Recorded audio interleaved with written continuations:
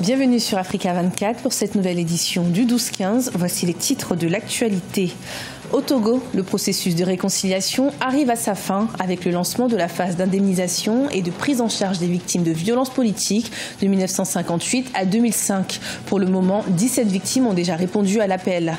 Le Niger bénéficie d'un nouveau don de matériel militaire pour mieux développer son armée et l'équiper afin de mieux lutter contre le terrorisme. Un apport de la part des États-Unis d'un montant de 18 millions de dollars. Et puis en Côte d'Ivoire, la 3e édition du défilé annuel du rêve à la réalité s'est déroulée à Abidjan.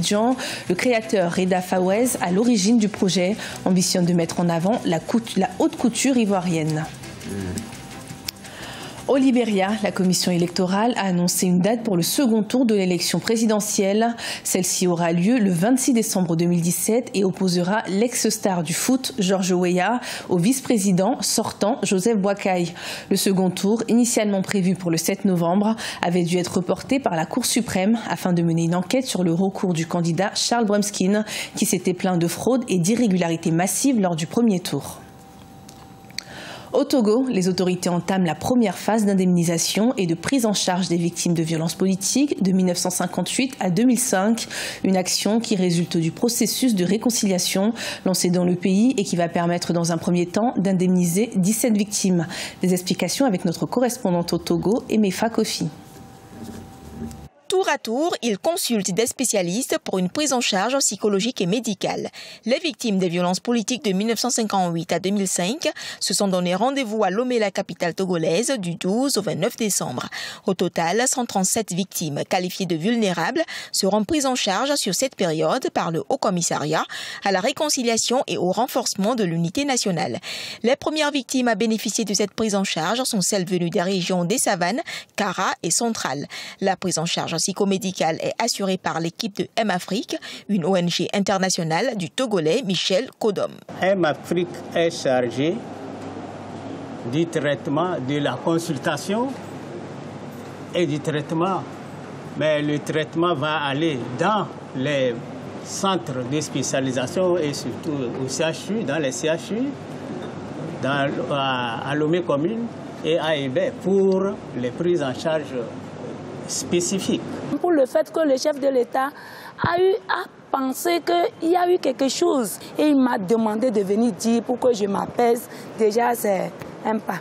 J'essaierai de pardonner. Je ne sais pas quel sera le montant de ces chèques. S'il est consistant, surtout que ma fille est malade, je dois préparer son avenir. Le programme, tel qu'élaboré par la Commission Vérité, Justice et Réconciliation, a établi le montant à octroyer aux victimes en fonction du préjudice subi, qu'il s'agisse des degrés légers, bas, moyens, graves ou très graves.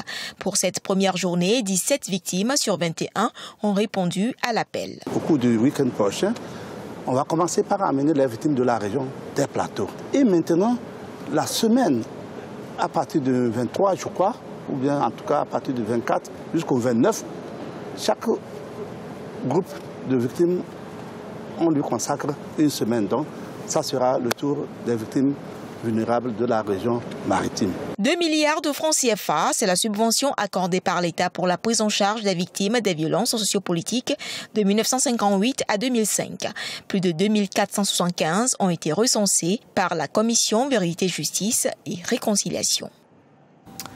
Au lendemain du sommet sur le climat à Paris, les présidents maliens, tchadiens, mauritaniens, nigériens et burkinabés participent à un mini-sommet sur le G5 Sahel, convoqué par le chef de l'État français Emmanuel Macron ce mercredi 13 décembre.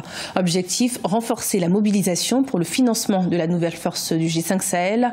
Une vingtaine de délégations participent à cette rencontre. La chancelière allemande Angela Merkel, les représentants des Nations Unies ou encore de l'Union africaine y prennent part. Afin de soutenir les efforts du Niger en matière de lutte contre le terrorisme, les États-Unis viennent de faire un don important d'équipements militaires aux forces armées, un don estimé à 18 millions de dollars pour mieux lutter contre Boko Haram dans la région de Difa, au sud-est du pays, proche de la frontière du Nigeria. Des explications avec notre correspondant Sadou Alizé Mouktar. Un don d'une valeur de 18 millions de dollars pour lutter contre le terrorisme au Niger. Ce don des États-Unis est composé notamment de véhicules de commandement et de combat, de matériel de protection personnelle, de transmission et de matériel médical. Il est destiné à la base militaire de la région de Difa, au sud-est du Niger, proche de la frontière du Nigeria, qui subit des attaques meurtrières de la part du groupe terroriste Boko Haram. Nous sommes déterminés plus que jamais à poursuivre ensemble la lutte contre le terrorisme et la criminalité transnationale organisée. Ces matériels qui seront bientôt mis à la disposition permettront, j'en suis sûr, à cette unité de soutenir efficacement non seulement les formations de la zone de défense numéro 5 de Difa, mais aussi toutes les unités engagées dans le cadre de la lutte contre le groupe terroriste Boko Haram. Immense pays de plus d'1 million de kilomètres carrés, le Niger est confronté depuis quelques années à des attaques terroristes. Cette dotation intervient quelques jours après la signature par le gouvernement du Niger d'un accord autorisant l'armement des drones américains déployés dans le pays dans le cadre de la lutte contre le terrorisme. C'est vraiment un territoire très vaste que nous ne pouvons pas à nous seuls sécuriser. Parce que le Niger, c'est un verrou. C'est un verrou, s'il saute, c'est tout le Sahel et presque même, si je peux me permettre, c'est l'Afrique. Et il y aura cette jonction entre ces groupes djihadistes qui sont au Sahel et ils vont faire la jonction avec ce qui se passe au Moyen-Orient. Donc c'est pour empêcher la création de ce serpent-là que ces forces étrangères sont là. Le Mali, la Libye et le Nigeria voisin du Niger, ainsi que le Burkina Faso, sont tous confrontés à des attaques de groupes armés djihadistes. Pour rappel, 4 militaires nigériens et 4 autres soldats américains avaient été tués le 4 octobre 2017 dans une attaque terroriste dans la localité nigérienne de Tongo Tongo, un village situé dans la région de Tillabéri, près de la frontière malienne. Au Burundi, le gouvernement a annoncé la mise en place d'un impôt visant à financer les élections de 2020, une contribution imposée à tous les citoyens et dont le montant variera en fonction de la profession exercée.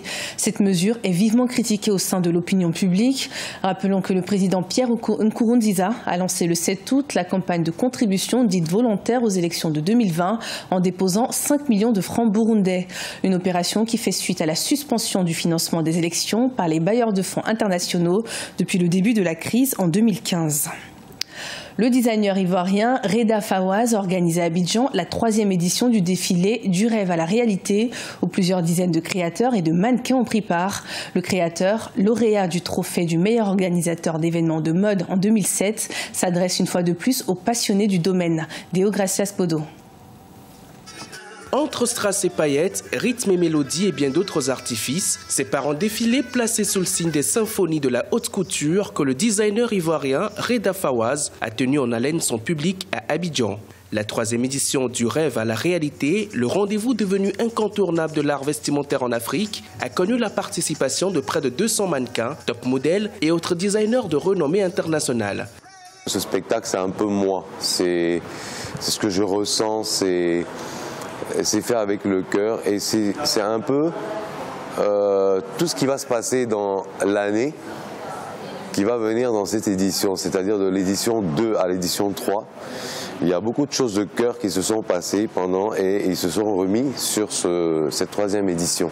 La 3e édition de la grande soirée du rêve à la réalité a été empreinte de magie et d'histoire des grandes aventures humaines. Sur scène, plusieurs tableaux se sont succédés aux couleurs du continent, magnifiant la beauté et la richesse du patrimoine culturel africain. Entre spectacles de musique, de danse et d'autres formes de représentation artistique, le public s'est laissé emporter par le rêve du créateur, vainqueur du prix Best Fashion Show 2017 au top 10 de la mode ivoirienne.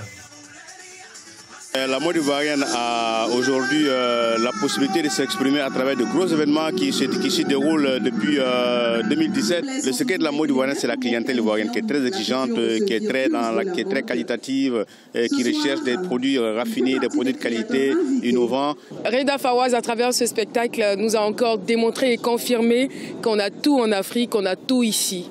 Chapeau à l'artiste, chapeau à la mode ivoirienne.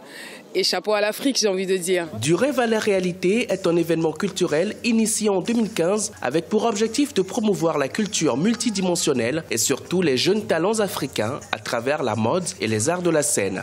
La jeunesse est un pilier essentiel de son combat. Reda Fawaz ambitionne lancer courant 2018 une fondation pour soutenir les projets en faveur de la promotion de l'art et de la culture. Ce journal a été préparé par l'ensemble de la rédaction. Merci de nous avoir suivis.